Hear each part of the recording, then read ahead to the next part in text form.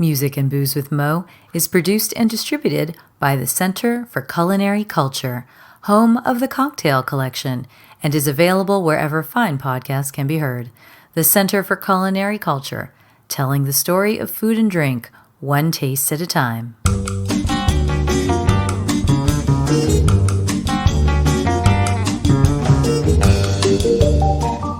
Welcome to Music and Booze with Mo.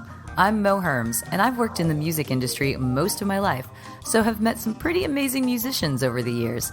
I also love a good cocktail, and I've encountered some really interesting bartenders as well. It seems that there's a lot of crossover, so when I can, I like to talk to musicians and bartenders about music and booze. Join us at the bar, won't you?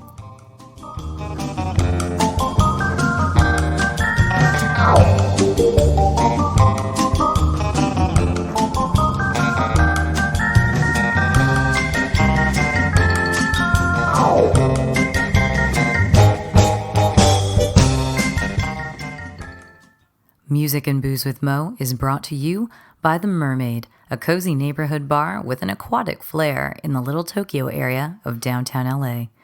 Open 7 days a week, featuring tropical cocktails and snacks, The Mermaid also has a daily happy hour from 5 to 8 p.m.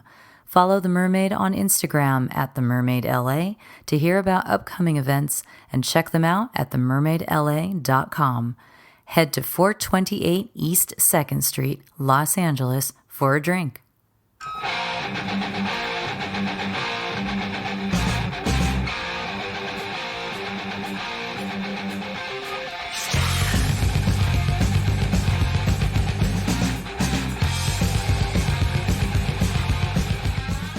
Today it is about rock and roll. We are going to talk to Aaron Polsky, who left his former post as the beverage director at Harvard & Stone to launch his own canned cocktail company called Livewire Drinks, hence the tune, where he is literally capturing lightning in a can by rounding up some of the world's best bartenders and having them contribute drinks to Livewire, and they get paid royalties from them.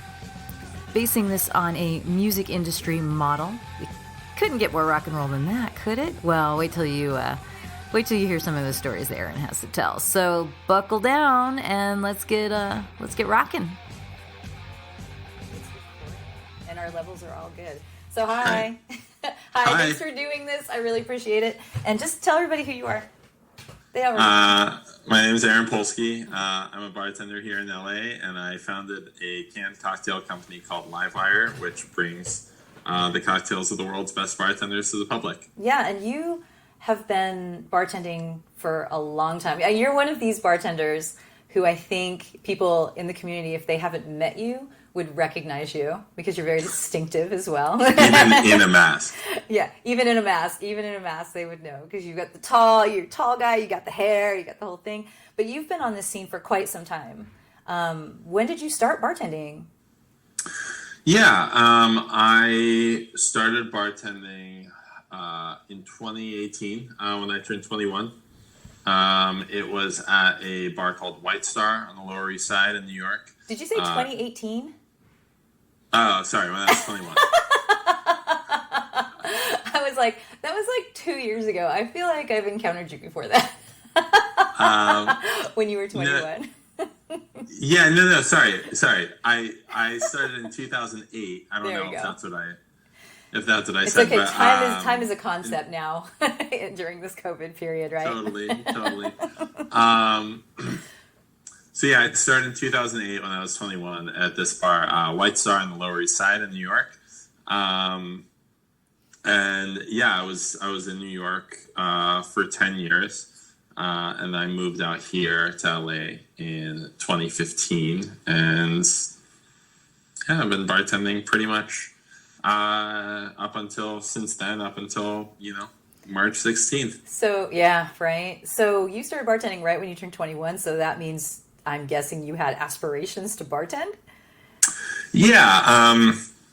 So when I was 18, I started working at a restaurant, and I really became immersed in the food world, and I became really fascinated with it. And sort of around the same time, I started reading about these bars that were opening up. And this was 2006. Death and Co. had just opened, I think. Milk and Honey had been open for 6 years. Pegu Club had either just opened or had been open for a couple of years. And so I started, taking my fake ID to all these places and trying to get in there.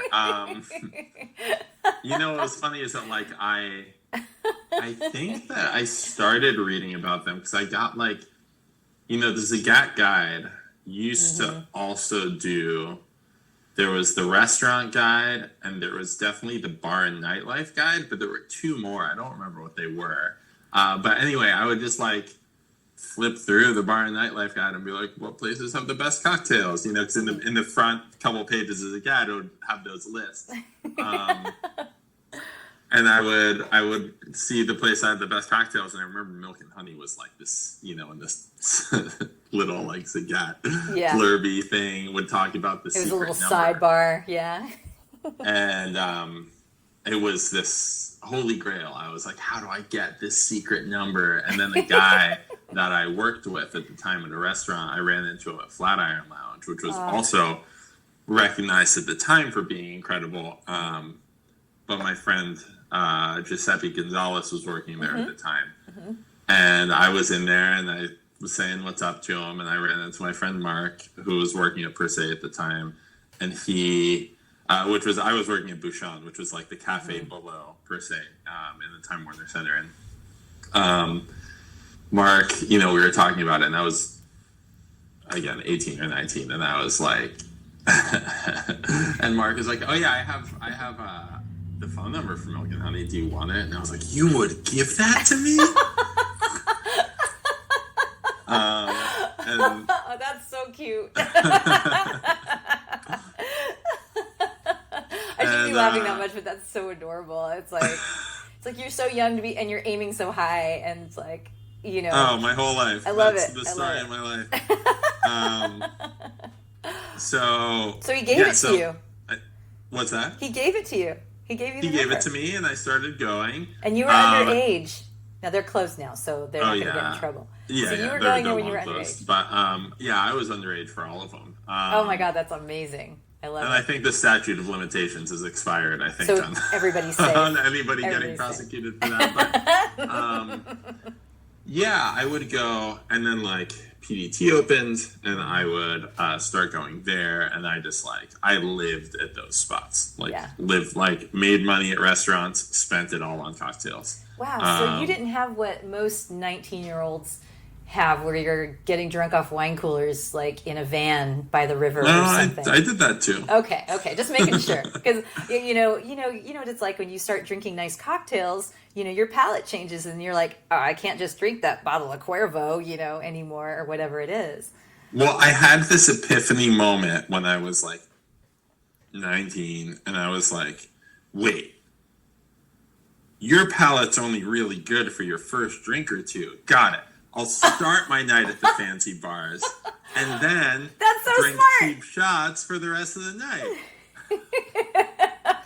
That is so smart. I know the bartender at the Dresden said that to my husband, because I'd go there. I'm like, why do you keep feeding him shots of Fernet? He's like, because he's already had this many drinks. He doesn't taste anything anymore. I'm like, yeah, he doesn't remember anything anymore either. It's true. Oh my God, that's incredible. So then by the time you turned 21, you were kind of like, everybody already knew who you were. Yeah, so I,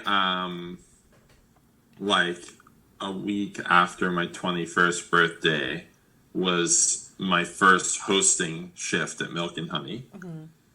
And then I had been there for maybe like six months.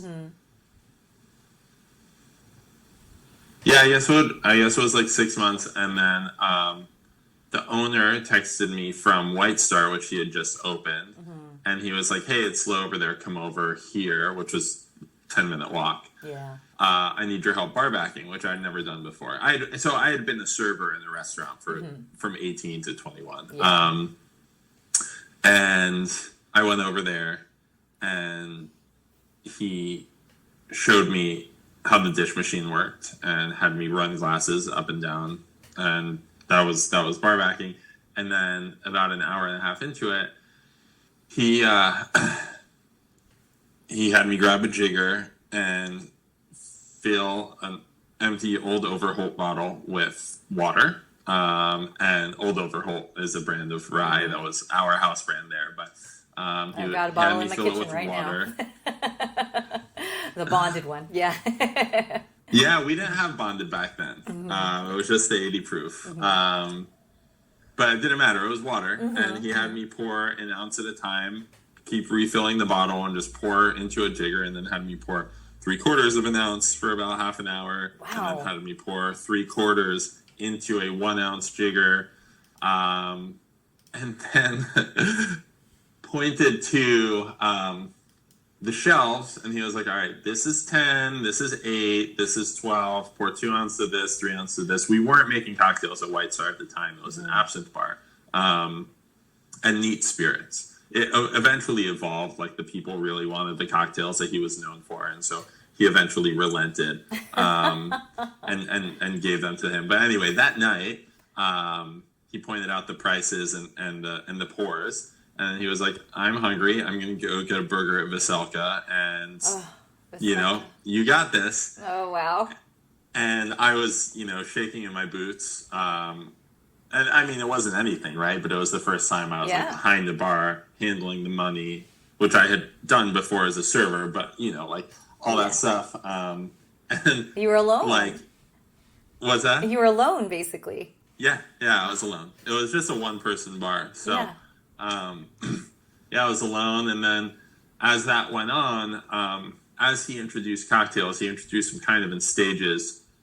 Initially, it was just built cocktails and rocks cocktails. So nothing stirred. It was all just like in a glass with a cube. The cubes that he was known for, like the hand-cut cubes that you'll see at the Varnish. Yeah.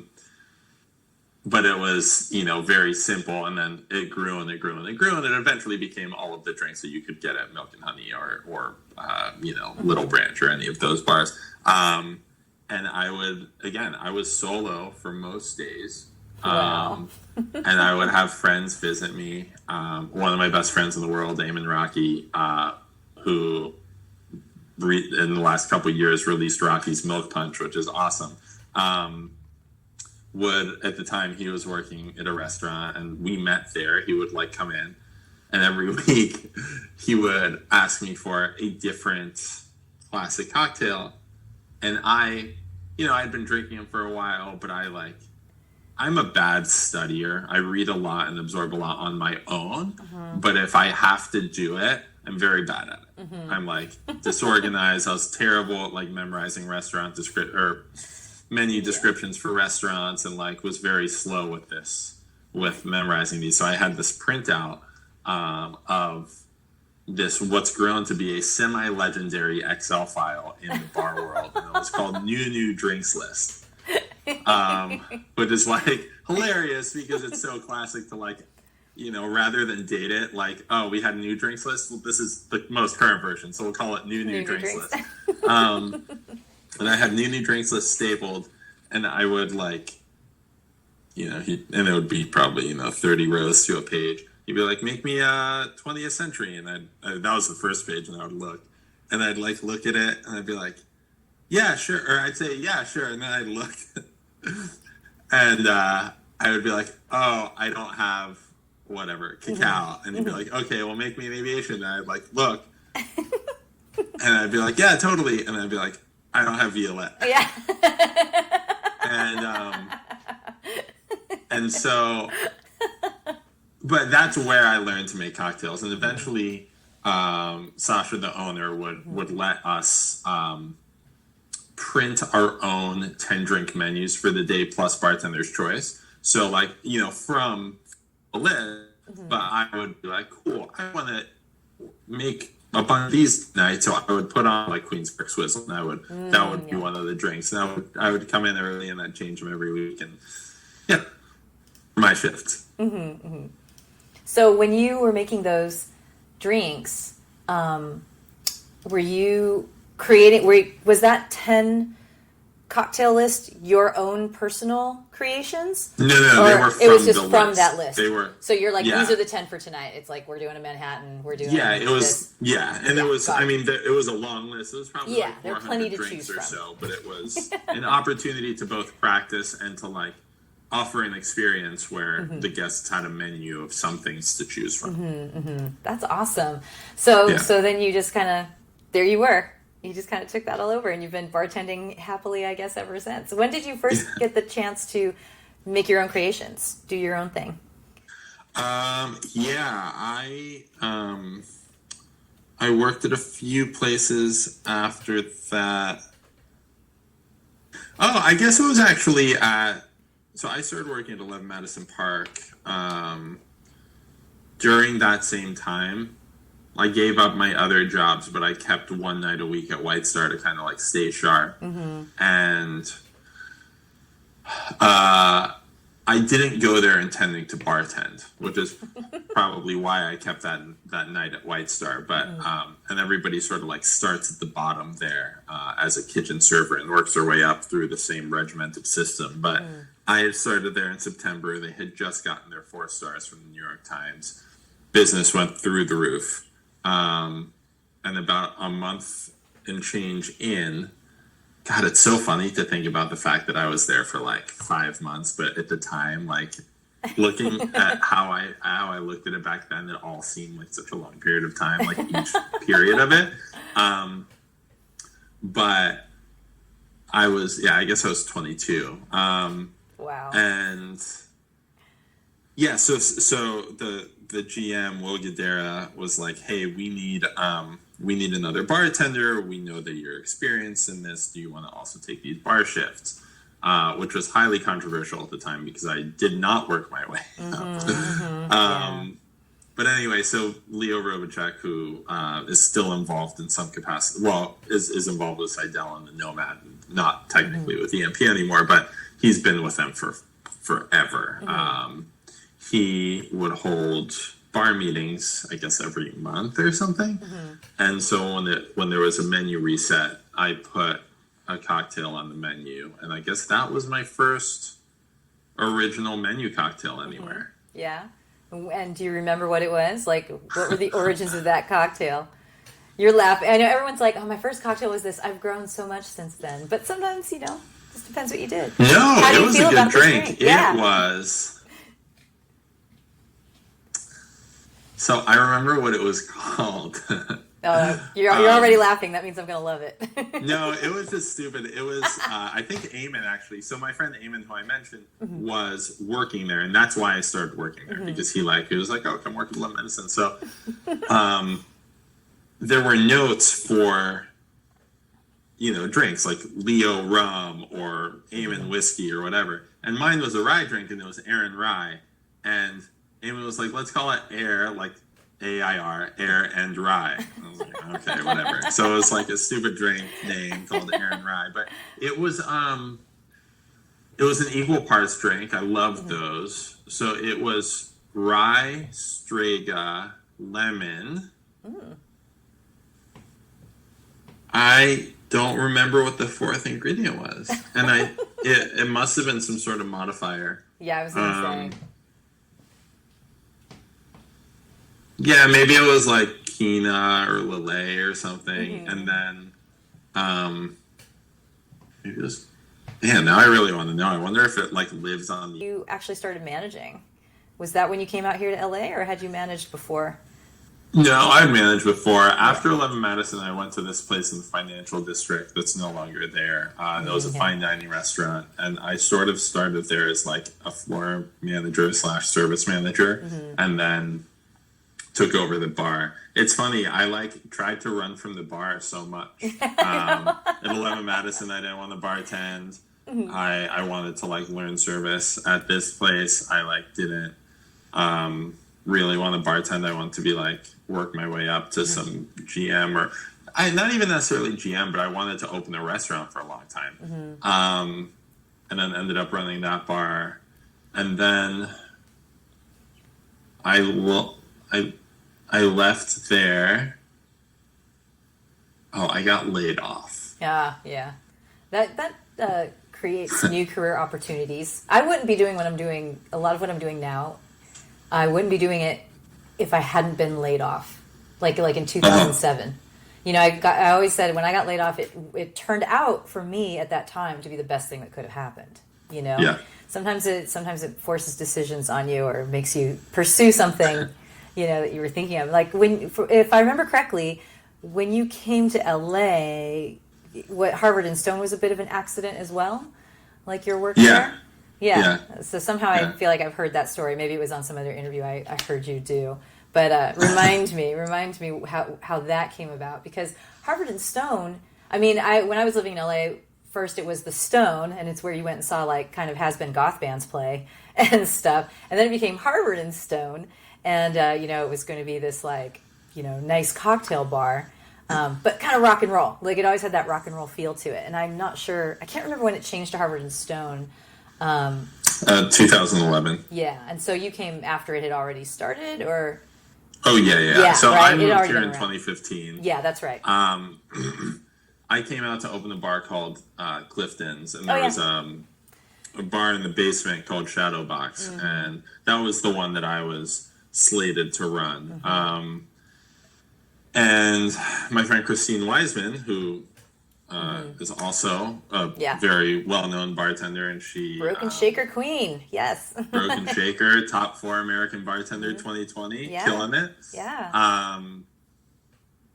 So she told me about a unit that was open in her building, which is right around the corner from Harvard and Stone. So, but that was a couple months after I'd moved. I discovered I'd been here once. I'd been to Harvard once before in like 2011, and I went again like my first week in LA, and I just had a blast, and I was hooked, and I was going almost every night. Like I was living in Koreatown, I was getting off of work, going home, eating, taking an Uber to Harvard and Stone, like drinking a bunch and going home. This is like almost daily. Chris Amaral, also amazing bartender, runs Odium, used to call it Polsky's office hours. Because I was there like every night. Oh, that's awesome. Awesome. But yeah, so I was going there all the time. Then I moved in around the corner, and then I was really going there all the time.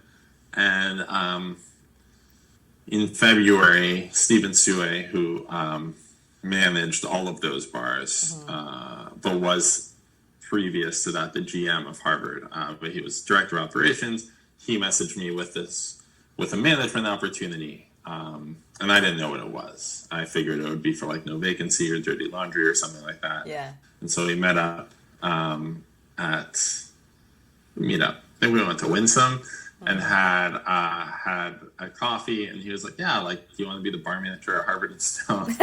And it was like pretty much a no-brainer. I still had to take some time. Yeah, I took that job, and I was there until July 31st of 2019. Yeah, and that's kind you being there, you were so perfectly Harvard and Stone, at least my impressions of it. I always thought a place that's a rock and roll place, had the live music, has the burlesque, just, it always had such a great rock and roll vibe, and you fit that really well. So did you ever play music? It seems like you've just been doing the bar thing forever, but did you play music I play too? guitar. Oh, okay. I also play like a bit of classical piano, but it's been a long time. Oh, wow. Did mom make you take yeah. lessons or something? Is that why? Mom and dad made me take lessons. And then you went rock and roll and picked up guitar instead. Yeah, I discovered a guitar, and they were like, "All right, I guess you can give up this piano thing." Did you ever play in bands or anything?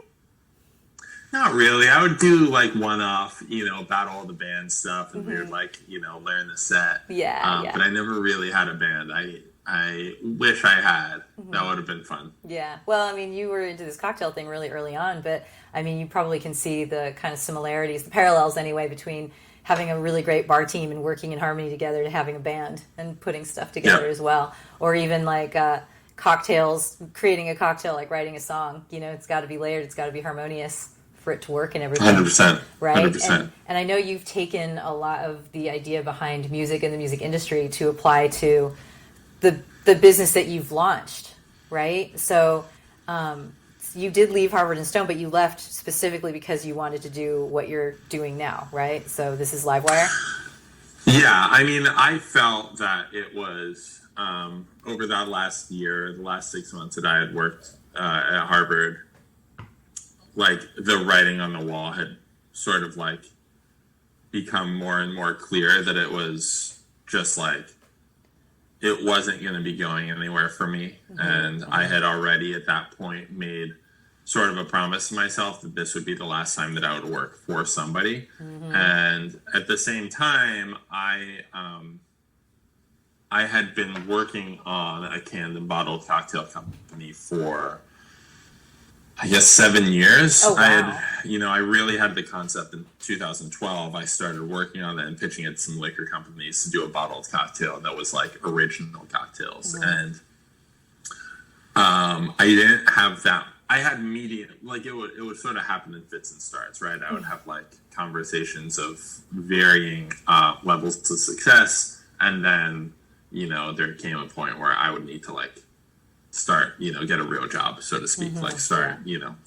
And so it sort of went on the back burner a lot because it's a lot of work. Yeah. It's not There's not science. just make the recipe and hand it off. There's a lot. So what this time when I decided like I'm pretty much done here, I left, started working on the brand, raised a tiny seed to start it, and really let it forth in its current iteration, which is Livewire.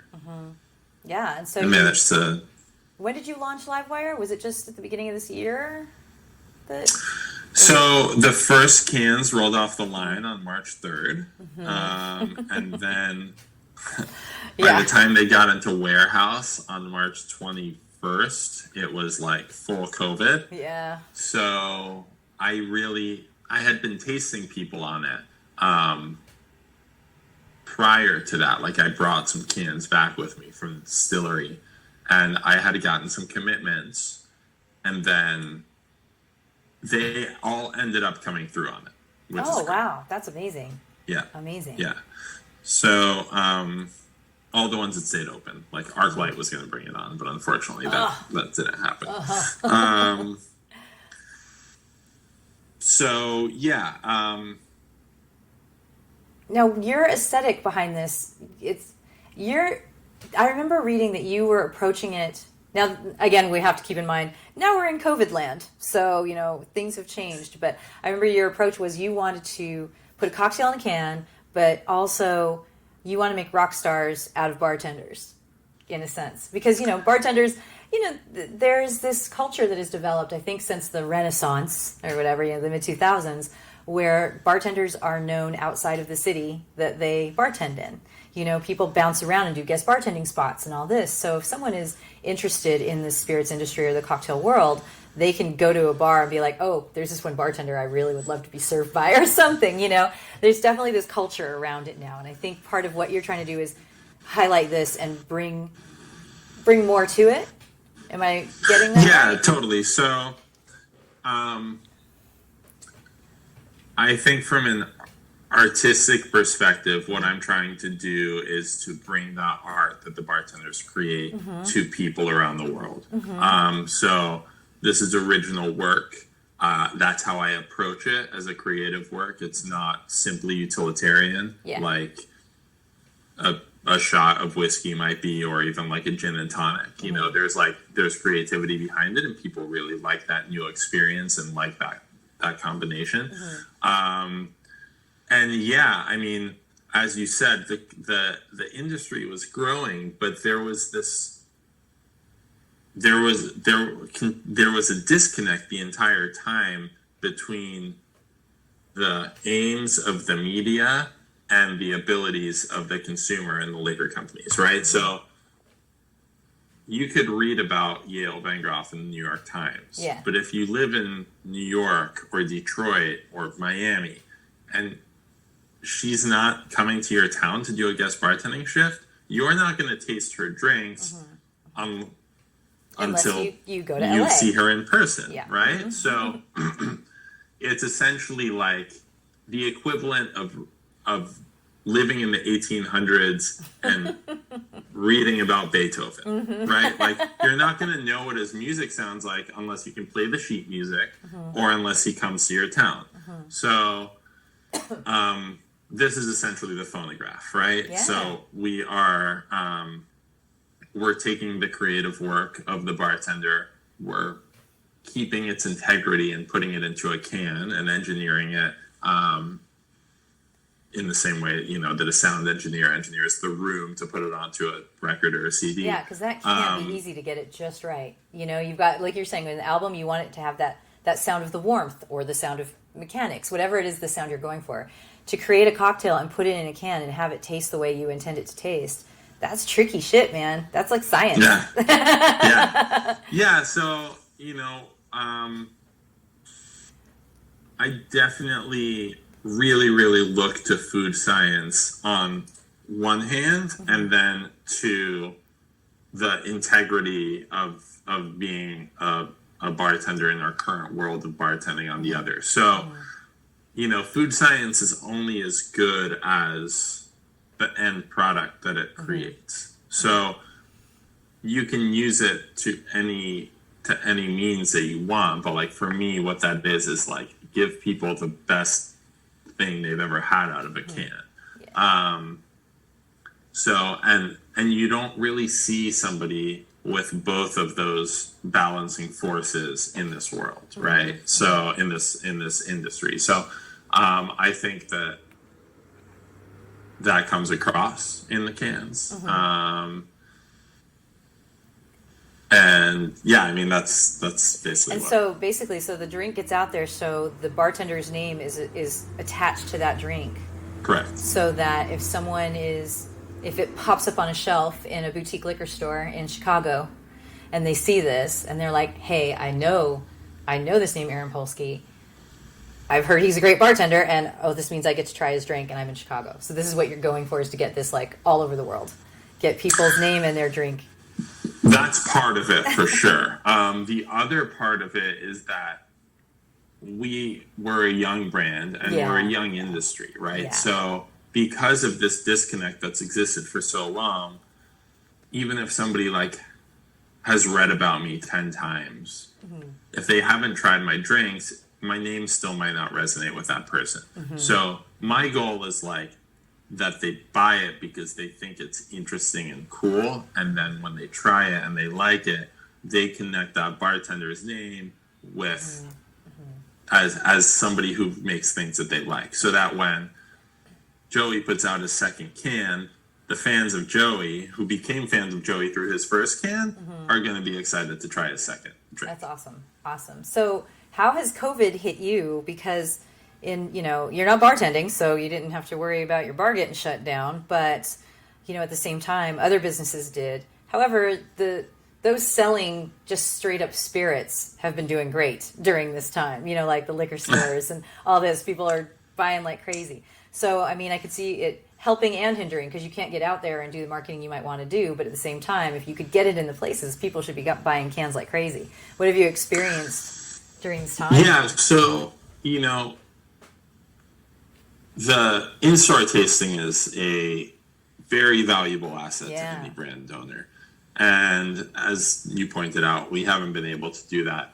At the same time, I've had a very supportive friend network that's been supporting the brand. And I think in them doing so have really helped to spread the enthusiasm that surrounds the brand. So as of this week, we're in 75 accounts nationwide. Wow. That's incredible. Yeah. Yeah. We've sold, and a lot of them are reorders, so we're doing pretty well. the mix between like the off-premise liquor stores and the on-premise, so the bars and restaurants, is probably like 95% to 5%. It was always meant to skew towards the retail, but it was probably going to be more of a 70-30 mix. Yeah. So I just sort of view that as an area that we will visit when it's available to us, but like it's not like I'm out of retail stores to sell into. There's still plenty. Yeah, there are. Totally. And I truly believe that when I sell to a bar that we're selling them a great product that will make them money. But I also tread lightly because I understand that every bar is in a very different situation financially and with respect to their outstanding inventory and all of that. So, but I mean, in a lot of sense, like having this to focus on during COVID, and having all the time has really helped me quite a bit. To focus and really get it. So right now you guys have how many offerings? 4 offerings? We have 3. We have 2 more coming out very shortly. Oh, cool. That's awesome. That's really great news. So I seem to remember it now. I know you sent me a playlist for Golden God, and Golden God is, of course, I hear that and I just think of Almost Famous, right? Rock and roll movie Almost Famous. And is that where it came from? Is that where that name came from? Kind of. That's where I first heard it, but that Almost Famous scene is a reference to Robert Plant. That's in right. an interview with Cameron Crowe in the 70s where he said, I'm the golden god, jokingly, like standing, I think, on the balcony of the Hyatt House on That's Sunset. Right. Yeah. So that's actually, that was sort of the starting point, but...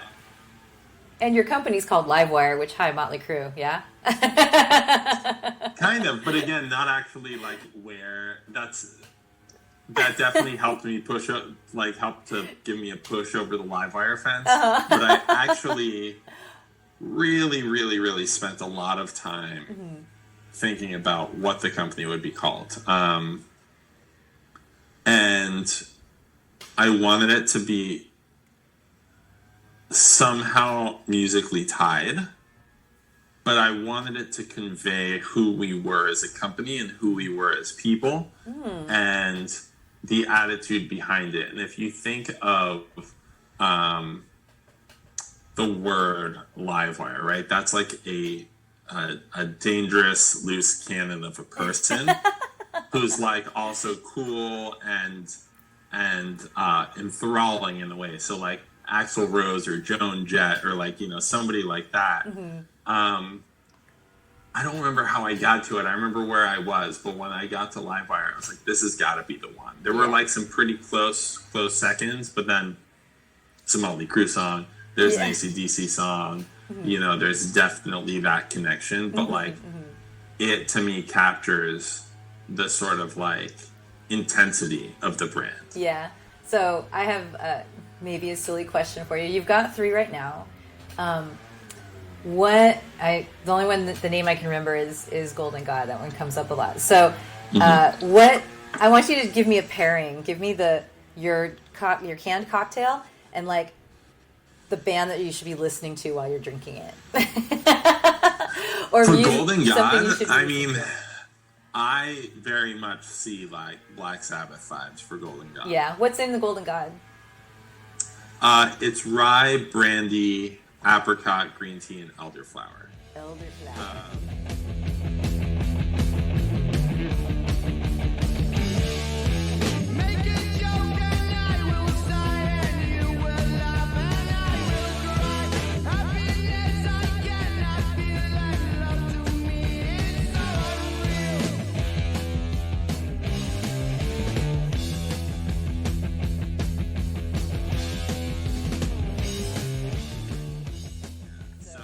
It's 7.5 ABV. It's sparkling. It's a 12-ounce can. Yeah. And that's going to be Sabbath. Yeah, when you talk ingredients, it's very like it's funny. It's like everything comes off twee. But to me, like the artwork on it, you know, it's me, but it's all like sort of fucked up as like half me, half Terminator 2 me. Yeah. And it's like this deadly looking thing. Yeah. And you know, the vibe is like is kind of metal on it, you know, and I feel like that for my other can as well, like with a different vibe. But you know, every cocktail is going to be like booze and fruit, you know. Right. Yeah, that's true. That's true. It's just more of a vibe of like what I feel that the drink is about. Yeah. What was the music that you were listening to when you were growing up? I mean, you have this rock and roll thing, even the cocktails of rock and roll, all this. So, but you were playing classical piano. I know that was more your parents than you. I mean, I really got turned on to the rock and roll thing when I was, my brother got me, well, my brother made me a mixtape that was like, and of course it was called this, but he called it like Aaron's Introduction to Real Music. He was like 7 years older than me. He was probably like a junior in high school because I was listening to like shitty like MTV, TRL, like whatever. Yeah. I did that to my little brother as well, just FYI. He's 6.5 years younger than me, and I was like, no, you should be listening to this. Yeah. That's our job as big siblings, you know? Yeah. So he, you know, there was like Zeppelin and Pink Floyd on it and a bunch of like, you know, he threw in some like Arlo Guthrie too. He threw in, there was a lot. It was some Janis. It was basically like, you know, a classic rock radio mixtape. Yeah. And then he got me the Zeppelin box set. And so that's sort of like where it started. And then when I started playing guitar, I really got into it. And that was in 7th or 8th grade. I think it was 8th grade. I started playing guitar, and I was like, it was like game over. Like, growing my hair out, I'm going on eBay, and I'm getting Levi's bell bottom. I'm like this is... I found myself. So what were you playing on guitar first? What was the first song you tried to teach yourself? Do you remember? You got to remember that. That's important. My friend taught me the riff, 2 Green Day riffs. It was Basket Case and Brain Stew. Oh, wow. I mean, I was in it was 8th grade, so that was very, very much, you know, a thing. It was classic for us. And then I remember like Hell's Bells was also one of the first one that I like tried to learn the tab of. Black Dog, you know, all those riffs. Yeah. And I think the first song I learned to play all the way through was Paranoid. Wow. That's pretty cool. Solo and everything. Nice. That was awesome. Nice. The first time you went through, did you just like shake your hands like, yes? I mean, you can see, since we're doing this on video, I mean, we can see each other, but others can't. You can see there's a guitar right behind me. You know, nice. And yep, there you go. You got a couple. Mine's an acoustic. That's the first guitar I ever owned. That's it right there. Awesome. I've had it since I was 8. And my first song was Blackbird because I'm like, okay, that should be easy to learn on an acoustic. I can get through this. And then I don't think I really played it again until maybe like the 90s. And I was doing stuff like the Geraldine Fibbers, which is these weird LA country rock band. Not even country rock. They were more like punk with country. They were a weird artsy kind of band. Nels Cline comes from that band. So, you know, it's just one of those things that hangs out there. You can tell if I'm playing or not based on how long my fingernails are. Hilarious. How calloused are your fingers right now, you know? Right. So, yeah. Oh, that's awesome. Do you still pick it up and play it from time to time? Yeah. Yeah? Yeah. Well, now you're locked home. So. What's that? You're locked at home, so I would think you'd have some time in between to... Yeah, I mean, even though, like, I really went for it, I picked it back up. It had been, like, a long time. I had them here, but I, like, never played them. And then in, like, November of 2019 or so, of 2018, I was like, you know what? You have these guitars, like, you like never even brought an amp with you. Like, get an amp, get some pedals. Like, so I sort of like kicked back into gear on it. That's nice. Do your cats like it? Have you tried it yet for your cats? My cats behave very strangely when I play. One of them always hops onto my lap and puts his snout up against the strings. Oh, that's so and like cute. bites the strings and like tries to get the vibrations. But he also, when I play like a high E, like an open high E, he or even like the B, he'll wrestle the other cat, which they do already, but like with a tiny bit more aggression. And the other cat, like they always like meows back at him, which they're never vocal when they do it. It's so strange, and it's only when I hit those strings. Wow, it's very funny. That something about that feels very primal. Like you just hit some chord. It's like the dog whistle that we can't hear, but they can hear. There's some cat tone or something. Yeah, you could start a whole army. I think whole cat army with that. Oh my god, it would be the cutest, cuddliest, deadliest army ever, right? Well, I think on that note, we could probably wrap it up. I think what we need to tell people is how they can find Livewire canned cocktails. Yeah. How they can find you if they want to find you, and how they can find the cocktails. Because now is the time. If anyone wants to stock up their fridge, if they're tired of trying to be a home bartender, which a lot of people I think have hit that point. I feel like in the early days of the quarantine and the lockdown, people were like, I'm going to make great drinks at home. And then they start realizing how much inventory that takes for that one drink you like from that one bar. And they're like, okay, I'm just drinking old fashions because that's like really easy to do. So I think that this would be an opportune time for people to grab a canned cocktail because they can stick it in their fridge and have something a little more special without working too hard. Yeah, and you're supporting the bartenders that are on the label, right? So the other thing that I brought over from the music business model is that the bartenders get royalties on the cans. Amazing. And so that was very important to me to build this platform through which they can scale their abilities and make money off of that, right? Because like we don't have that sort of scaling platform that like an actor or musician or yeah, totally something like that might have. So if they want to find it, we're you can go to livewiredrinks.com, and that shows every single retail store that stocks us. You can also order right from the website. Oh, awesome! That's great. Yeah. So depending on the state. What's that? Does it depend what state they're in? We're in California, so you can just ship it anywhere. It allows you to select your state, and then we take care of the rest. Got it. Look at that. Fantastic. So that's just livewire.com, I'm guessing. Livewiredrinks.com. Livewiredrinks.com. Okay. Yep. Oh, that's really fantastic. So people don't even, if they live in a state that doesn't have a fancy little cocktail shop, then they can still have a chance of trying these drinks. And we do free shipping on 16 cans or more. Nice. So nice. That's cool too. That's very cool. And then you've got, I'm sure, the Instagram and all of that as well. There's a Livewire Instagram, if I remember correctly. Yeah, it's at Livewire Drinks. Mm-hmm. And then I guess if anyone wants to reach you, they can do that through Livewire as well.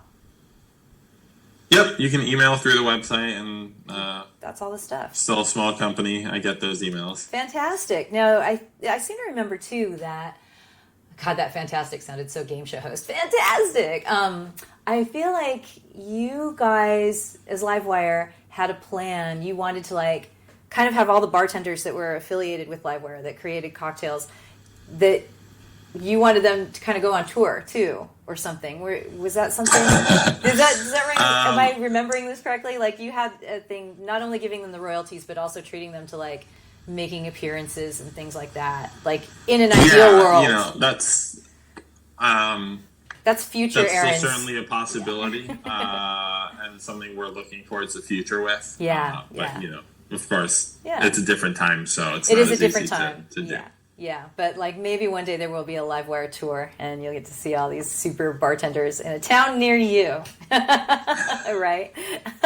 Well, cool. Thank you so much for doing this. I really appreciate you being here and everything. Of course, and thank you. I still have to try my first Livewire, so that's actually on the agenda for tonight.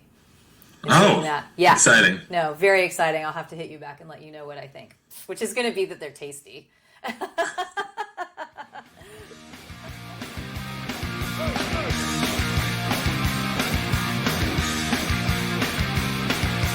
Grasping to control, so I better hold on.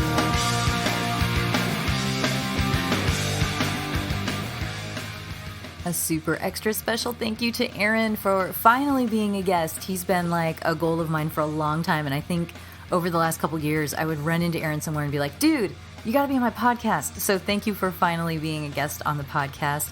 And everyone, remember to go check out livewiredrinks.com, and you can order those drinks to be sent to you, shipped to you, so you don't even have to go to a liquor store if they don't have it in your neighborhood. But if they do have it in your neighborhood, support those local liquor stores. But yeah, you can get it in 4-packs, which is super handy. So much nicer than, having to make your own drink. I'm just gonna say that. And the ones that are out right now are especially refreshing and tasty. So thanks, Aaron. Thanks, Livewire Drinks. And Aaron, please give your kitties an extra smooch for me. Everyone else, thank you for tuning in.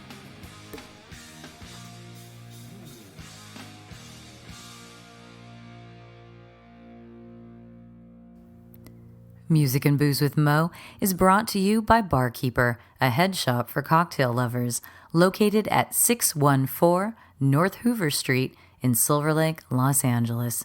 Stop by for barware, vintage glassware, a carefully curated collection of spirits, and one of the most impressive selections of bitters anywhere.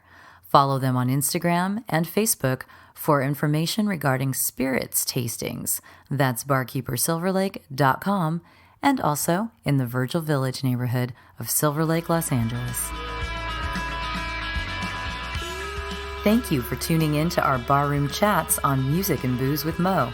For more info about today's guest, or if you want to connect with me, check out my Facebook page, Mo Herms. Please subscribe to the podcast and feel free to tell all your friends about it. While you're there, give the show a rating and a review. It really helps to get the word out. If you want to hear the playlists our guests have curated, search She Be Mo on Spotify, SHEBMO. Find pictures of the interviewees and the cool stuff they create on the Music and Booze with Mo Instagram account. Lower your expectations and join us at the bar. Till next time, cheers.